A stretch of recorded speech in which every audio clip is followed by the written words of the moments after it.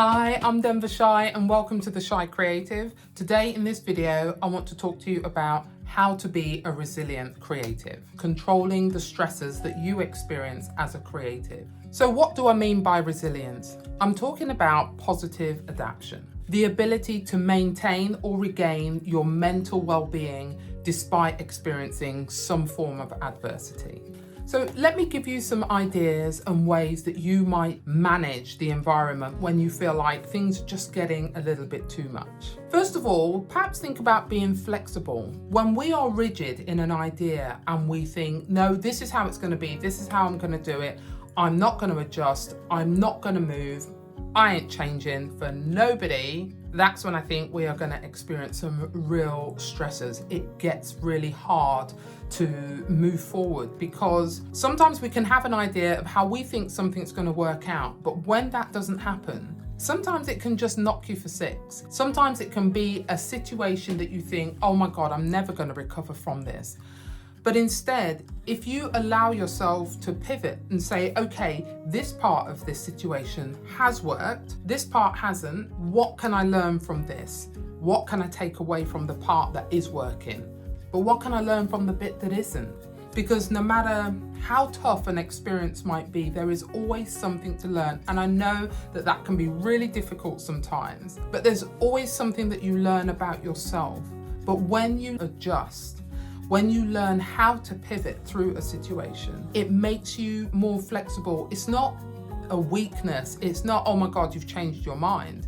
Sometimes we have to change our mind. Sometimes something just doesn't work because it's not meant to. Sometimes things just do not happen the way we would like. You don't quit, you don't give up, pivot. Learn to evolve. There are new tools, new equipment, new technologies coming out all the time. And if you can learn to use them, maybe not everything, but if you can take the parts that you feel can work within the way that you write or create art, then it helps you to evolve, helps you to move forward. Bit like adapting, it's just another form of adapting to your environment, your space, the things that are going on around you. Rather than shutting yourself off and saying, well, no, I'm not interested, not having any of it. Say, how can I add this to my skill set? Not every tool is right for you. Not everything that comes along is right for you. I don't use AI to create my artwork. I like to create it myself. Some people do, and that's fine for them. But for me, it's just not something that I'm interested in. Words matter. The things you say to yourself make a massive difference to your sense of well-being, your thought patterns, and what goes on around you. Nobody, unless they are this way inclined, nobody wants to be in the company of somebody that hasn't got a damn good word to say about anything or anyone, and all they do is moan. The moment you see people like that coming, you duck and dive into the nearest shop. It's just not sexy. The words you say to yourself make a huge difference, and we all have a damn good moan sometimes. We all need a good moan just to get stuff off your chest. But if you are doing it constantly and consistently and without fail, and the people who know you know the moment they see you, you're going to be giving it a bit of jibber jabber, then it reaches a point where you have to say to yourself, maybe I ought to do something about that. Okay, you may not feel on top of the world, you may not feel the best, but you're definitely not going to feel any better if you keep saying, yeah, I feel like crap. It just doesn't work for you. You might say, oh, I can't do that. Like right now, I can't paint. I'm not a painter, but I am definitely going to learn. So I will say, I can't paint yet. But if I say, I can't, then I automatically shut the door and there's no hope in me learning. The words you say matter. They are everything.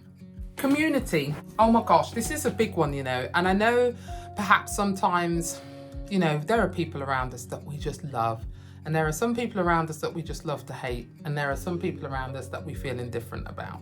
The people you surround yourself with, especially when you're a creative, when you write, when you create art, when you do those things, people matter. I knew somebody who once said, and I'm sure I've mentioned this before, maybe I haven't, why learn new words? Why not just stick to the simple ones? Oh my goodness. I am not going to sit and have a conversation with that individual about writing, creative writing, working on my novel. We are not having that conversation together because it ain't going to be good. They are absolutely not the person to spend time with when it comes to discussing writing. Absolutely not a hope.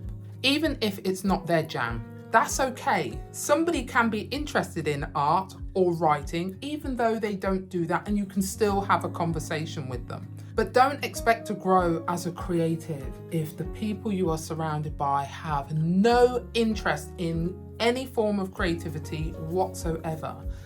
Find a club, find a group, join a writing or art community, a college, find your own creative family. Find people who thrive and love it, because believe me, they are out there. You do not need to be on your own. You don't need to be surrounded by people who are not interested. Community matters. Build your own family of creatives. People who will go to galleries and museums with you. We have the internet, and they don't have to be in your street. The people don't have to be in your street, they don't even have to be in your town, wherever you live. They can be on the other side of the world. You've got Zoom, you've got FaceTime, you've got Google Meet, you've got ways of catching up. Know your why. Why are you writing your book? Why do you enjoy words? Why do you create art? Why are you a creative? When you know your why, that is your north. That is the thing that is always going to keep you fixed. So when you face adversity, something that feels like a setback, I don't know, you could be on your 29th rejection letter for your book or your short story or poetry. You may have wanted to submit your art to a gallery and something has happened and it's all gone Pete Tong and it hasn't happened. If you know your why you are doing what you do, and it's for you, not because somebody says you should. If you truly understand that and get that, it will keep you focused. It will keep you moving forward. Do what you know you want to do. When you know your north, that's the marker you're aiming for. When times are tough, when things aren't working, when something's gone wrong, you've got another rejection letter. You can look at your north, write it down if you have to, and pin it up. You can look at that and it will always remind you in those times when you can't think straight why you're doing what you do.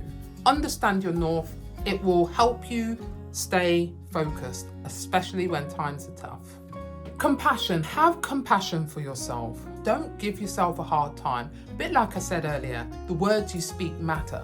So instead of running yourself down, telling yourself you're rubbish, that you might as well give up and find yourself some crappy job that makes you miserable, go for a walk, have a soak in the bath with a glass of wine, have some chocolates, I don't know, feed yourself some grapes. Do whatever makes you feel good. Creatives, we are so sensitive. We really are. We have such, I don't know, we have a particular energy that's very, I don't know, I can't find the words. When I find the words, I'll let you know. We really do, we feel. It's such a, I tell you what, it really is it's a really interesting place to be, but we put ourselves in our work. When you're putting words on a page, putting paint on a canvas, getting your pencils out or your ink, whatever it is you do, there is something about that and you're putting a part of yourself in it. Show yourself some compassion. Please don't give yourself a hard time. And I say this to myself as well, because there are times I'm doing my work, I'm doing my drawings, and it's like, what is with that thumb? Oh my God, where are you going with that? And I still do that. But then I remember, you know what? It's okay. Be a compassionate artist to yourself. Get out of the woods. Oh my goodness. And I say this to myself as well. I am always in this room. I'm always in here. I love being in this room. This is my Dharma zone. This truly is a space I enjoy being in. But I do need to get outside. It's another way of dealing with the overwhelm. When you feel overwhelmed, it feels like things are piling on top of you. Just take that step back. Don't allow yourself to drown under the weight of all the to-dos, all the things you feel you absolutely have to do. Often we try and take too much and then we wonder why we're feeling overwhelmed. get out of the woods. Physical exercise. I know you either love it or hate it, but it is amazing. It's good for the mind, good for the body, good for your energy. It's good for everything. It's good for your creativity. Go for walks, go for cycle rides, climb up a high hill, walk up a high hill. Do you walk or climb? Take up spinning. Oh God, that is such a killer. Physical exercise is good for creatives. It's good for everybody, but it's certainly good for the brain and helps you take a breather and builds up those endorphins. Remember, not all stress is bad. Constant stress is really bad, where you always feel as though your levels are here, that anxiety, it's constant, and you don't ever get back down to your baseline. But some stressors are really good for you. They can push you to go beyond what is your norm. You've got your set point, and we always go up to our set point. We never go further than that. Give yourself a task, a goal, something to reach for that gets you out of your comfort zone. I'm not talking about bungee jumping. I'm talking about growing your creativity with your writing and your art and developing yourself as a resilient creative. I hope I've been able to give you some food for thought and some ideas. If this video has helped, has encouraged you, even if just one of the ideas is something that you will try and will work for you. Do like, do subscribe, and thank you so much for joining me and letting me be a part of your day.